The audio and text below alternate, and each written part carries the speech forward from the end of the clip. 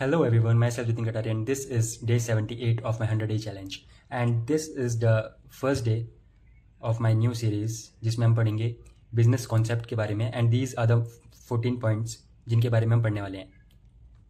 And in this video, let's start with market and opportunity.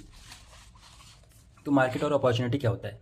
Market and opportunity में हम देखते हैं कि हमारा मेन कस्टमर कौन है, हमारा प्रोडक्ट कौन बाय करेगा और क्यों बाय करेगा, and how big is the opportunity कितनी बड़ी है और कौन कौन लोग हमारा प्रोडक्ट परचेज करेंगे और करेंगे तो क्यों करेंगे, राइट. इसमें सबसे पहले आता है TAM, SAM and SOM. TAM, then SAM, and then next page पे आ जाएगा आपका सॉम. देन नेक्स्ट पेज पे आ जाएगा आपका सॉम. तो let's start with time. Time क्या होता है? Time stand for total addressable market. ये क्या डिफाइन करता है? ये डिफाइन करता है टोटल नंबर ऑफ कस्टमर्स जो तुम्हारा प्रोडक्ट खरीदेंगे without any kind of limitation. सारे लेट्स से तुमको ऐप बना रहे हो फॉर कॉलेज स्टूडेंट्स, तो total number of college students will be your time, right. And time का फॉर्मूला क्या होता है? Total customer into average revenue पर कस्टमर. लेट्स से कि 400 कस्टमर्स हैं और हर कस्टमर 500 रुपये का प्रोडक्ट खरीद रहा है, तो तुम्हारा टैम हो जाएगा 400 into 500 which means 2 lakh, right. So your TAM will be 2 lakhs. Now let's move on to SAM. SAM stand for serviceable available market, यानी कि वो अवेलेबल मार्केट जिसमें हम अपनी सर्विस प्रोवाइड कर सकते हैं. It defines the portion of TAM. ये टैम के अंदर का एक पोर्शन होता है that your product can actually serve. वो पोर्शन जिसमें तुम्हारा प्रोडक्ट एक्चुअली सर्व किया जा सकता है. Let's say there are 20 customer out of 400. TAM में हमारे पास कस्टमर से 400, राइट. उसमें से लेट्स से सैम में है 20 जो हमारा प्रोडक्ट सच में खरीदेंगे, राइट. तो सैम हमारा कितना हो जाएगा? 20 लोग 500 रुपये का प्रोडक्ट खरीद रहे हैं, तो SAM will be 10,000, right. Available market is smaller. SAM हमेशा स्मॉलर होगा टैम से. नाउ लेट्स सी कि सॉम क्या होता है. And SOM stand for serviceable obtainable market. Realistic market you can capture in next few years. तुम next 1 साल में या नेक्स्ट 2 साल में कितनी मार्केट कैप्चर कर सकते हो, वो आता है सैम के अंदर, राइट. सबसे बड़ा होगा time. Let's say this is time. उससे छोटा हो जाएगा सैम, एंड देन उससे भी छोटा हो जाएगा सॉम, राइट. यू कैन से कि TAM is a super set and SAM is subset of TAM and SOM is TAM, SAM and then SOM. SOM is subset of SAM, right. Let's suppose your plan is to reach 10 customer. तुम अगले 1 साल में 10 customers तक पहुंचने वाले हो, तो सॉम तुम्हारा हो जाएगा 10 इंटू 500, राइट. एक बंदा खरीद रहा है 500 रुपये का, तो रेवेन्यू हो जाएगा तुम्हारा total 10 into 500 which means 5,000. Investors mostly care about SOM. कहीं भी आप अपना आइडिया पिच करने जाओगे तो वो मेनली देखते हैं कि तुम्हारा सॉम कितना है लोगों को तुम सर्व कर पा रहे हो. Serviceable obtainable market, right. तो इन्वेस्टर्स देखते हैं कि सॉम कितना है. TAM, then SAM and SOM. TAM means everyone, SAM means people जिसे आप सर्व कर सकते हो, सॉम पीपल जिसे आप एक्चुअली एक्वायर करोगे, right. Now let's C market size क्या होता है. Market size is how much money exist in your industry. Let's say कि आप कोई भी प्रोडक्ट बना रहे हो तो उस प्रोडक्ट को खरीदने वाले लोग कितने हैं और उसकी मार्केट कितनी बड़ी है, वो आता है मार्केट साइज के अंदर. The more specific you go the smaller the market become, ठीक है. लेट्स से कि अगर आप टी शर्ट्स बनाते हो, राइट, वाइट टी शर्ट बना रहे हो, तो वो वाइट टी शर्ट कोई भी पहन सकता है, हर कोई पहन सकता है, मैं आप कोई भी, like it's a choice. But अगर आप ब्लिंकिट की टी शर्ट बना रहे हो तो ज़्यादा चांस है कि ब्लिंकिट में जो लोग काम कर रहे हैं वो ही इस चीज़ को पहने, राइट. तो ये हो गया हमारा smaller market. White T shirt खरीदने की मार्केट थोड़ी ज़्यादा है, ब्लिंकिट टी शर्ट खरीदने की मार्केट थोड़ी सी कम है, बहुत कम है वाइट टी शर्ट के कंपैरिजन में, right. Now let's C market segment क्या होता है. मार्केट सेगमेंट डिवाइड करता है कस्टमर्स को इनटू ग्रुप्स. अलग अलग ग्रुप्स में कस्टमर्स को डिवाइड करने को बोलते हैं मार्केट का सेगमेंट करना, right. People are different, not everyone need the same product. हर इंसान अलग अलग होता है, राइट. सबको एक तरीके का प्रोडक्ट नहीं चाहिए होता. अब उस चीज़ को हम कैसे ग्रुप अलग अलग सेगमेंट्स में बांट सकते हैं, कैसे अलग अलग ग्रुप्स में बांट सकते हैं, वो देख लेते हैं. Type, demographic, age, gender, income, education, right. Let's say कि एक एग्जांपल लेके चलते हैं. 5 से 18 साल का स्टूडेंट है जो कि स्कूल स्टूडेंट है, तो इसमें क्या हो गया, एक तो एज का ग्रुप बन गया कि एज इतनी होनी चाहिए, राइट. स्कूल स्टूडेंट का ग्रुप बन गया कि स्कूल स्टूडेंट होने चाहिए. तो दीज आर द थिंग जिस हिसाब से हम मार्केट सेगमेंट अलग अलग कर सकते हैं. जोग्राफिक के हिसाब से कर सकते हैं कि लेट्स से आपको अगर कुछ ठंड का सामान बेचना है, सेल करना है, तो आप उस रीजन में बेचो जहाँ पे ठंड ज़्यादा होती है, राइट। तो ज्योग्राफिक के हिसाब से उस हिसाब से हम सेगमेंट बना सकते हैं अलग अलग।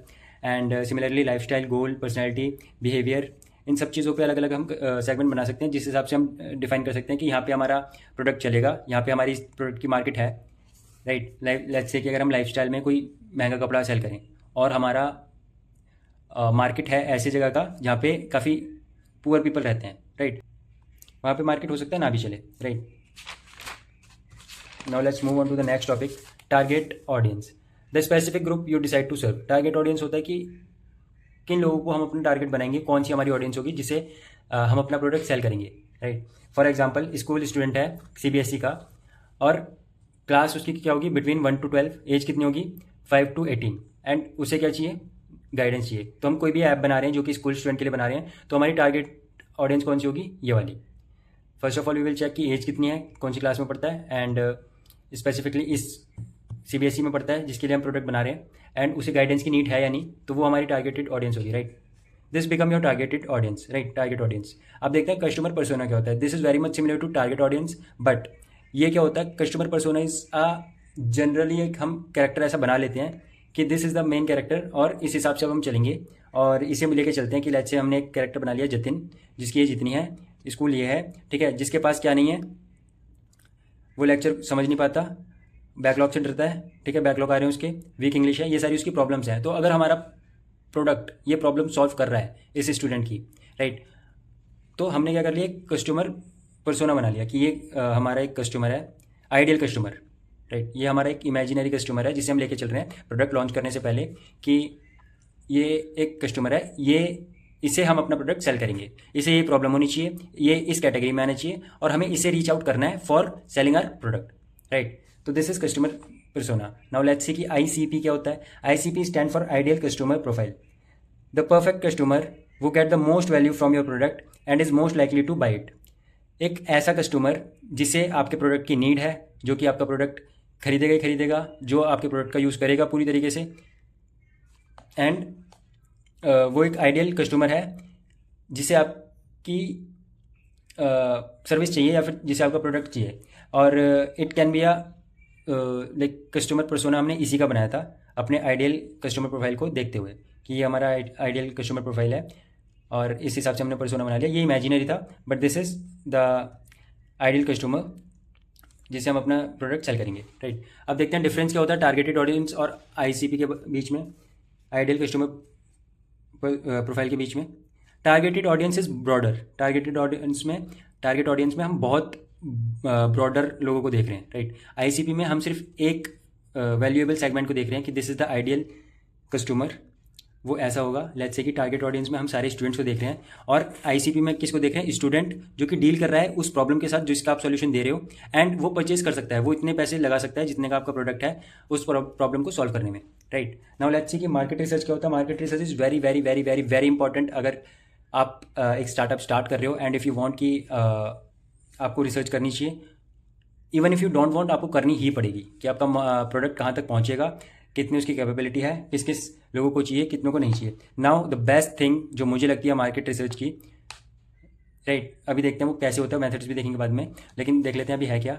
जो मुझे लगती है वो है सर्वे, जो मैंने बात करी वो मैं कंटिन्यू कर रहा हूँ, कंप्लीट कर रहा हूँ। जो मुझे बेस्ट थिंग लगती है for market research is 1-to-1 सर्वे, और इंटरव्यू कह सकते हो उसे, कि लोगों के पास जाना और उनसे प्रॉब्लम डिस्कस करना, उनकी प्रॉब्लम डिस्कस करके अपना सोल्यूशन उन्हें प्रोवाइड करना, right.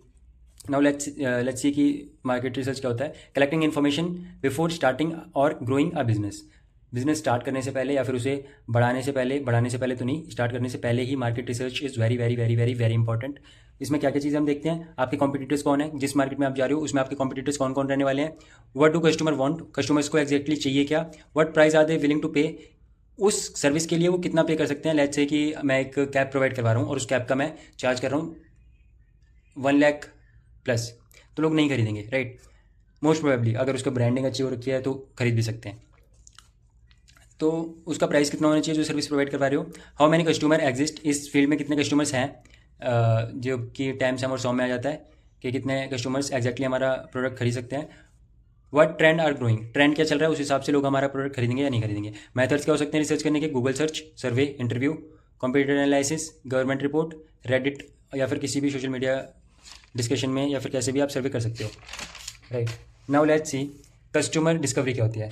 Talking directly to customer to understand उनके रियल प्रॉब्लम को अंडरस्टैंड करने के लिए, and instead of making assumption, अपने आइडिया को सोच के उस बारे में एजम्पशन बनाना कि हाँ चलेगा ही चलेगा। आपको जिस दिन रियलिटी चेक मिलेगा आप हिल जाओगे, to be very honest.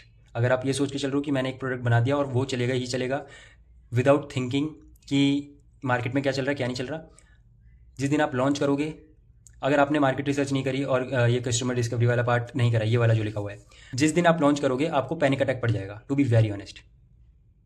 I don't know कि, और हो सकता है कि हार्ट अटैक भी आ जाए।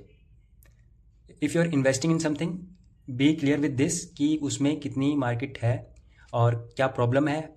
हम कई बार सोच रहे होते हैं कि ये प्रॉब्लम है, लेकिन नहीं, हमारा जो सोल्यूशन है वो दूसरी प्रॉब्लम के लिए अच्छा सोल्यूशन हो सकता है, राइट। तो market research is very very very very very important. I am telling this again again and again. And ये चीज़ बहुत ज़्यादा इंपॉर्टेंट है कि लोगों के पास जाओ, उनसे उनकी प्रॉब्लम पूछो, and then instead of making assumption कि मेरा ये प्रोडक्ट है, मैंने बना दिया, इसलिए बनाया था, मेरा दिल बोलता है, मेरी गट फीलिंग्स बोलती हैं, कुछ नहीं बोलता, जो रिसर्च बोलती है वही सच होता है, ठीक है। And the goal is to uncover genuine pain point. जो जेन्युइन पेन पॉइंट हैं उन्हें अनकवर करो। अपने जो तुम्हारा जो फीलिंग्स थी, तुम्हारी जो गट फीलिंग्स थी कि मुझे इसलिए बनाना है, उससे कई बार तुम हिल भी सकते हो। लेट्स से कि मुझे ए बनाना था, एक प्रोडक्ट बनाना था ए नाम से, लेकिन मेरे पास बी बना and B is better than A. कई बार ऐसा भी होता है, राइट। नाउ लेट्स सी कि डिमांड वैलिडेशन क्या होता है। Proving that people are actually willing to buy your product before investing heavily invest करने से, जो मैंने बोला कि पैसे इन्वेस्ट करने से पहले ये चेक कर लेना कि लोग तुम्हारा प्रोडक्ट बाय कर लेंगे। लेट्स से कि मैंने एक प्रोडक्ट बनाने में 5,000 रुपये लगा दिए और मैं सेल कर रहा हूँ उसे 5,000 एक का भी, लेकिन वो 5,000 एक में कोई खरीद ही नहीं रहा, तो मैंने उसे बनाने में इतना पैसा लगा दिया कि लोग खरीदने को ही नहीं राजी इतने में, तो वो मेरा लॉस हो जाएगा, राइट।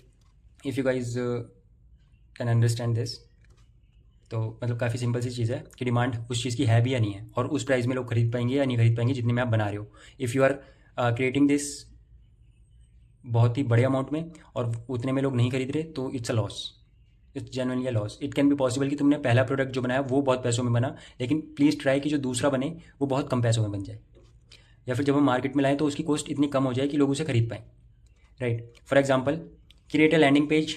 ये इसके लिए हम क्या कर सकते हैं, डिमांड वैलिडेशन को चेक करने के लिए एक लैंडिंग पेज बना सकते हैं, एक वेबसाइट बना सकते हैं, उसे पब्लिश कर सकते हैं। नॉट पब्लिश में ऐसा नहीं कि उसमें पैसे फूंक दो बहुत ज़्यादा कि डोमेन नेम ले लिया और hosting ID and all, normally publish कर लिया, पहले किसी ग्रुप में डाल दिया है जैसे भी, ठीक है, पैसे नहीं लगाए ज़्यादा हमने।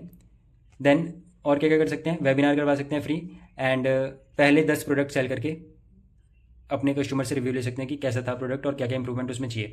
If nobody buy, it's very important.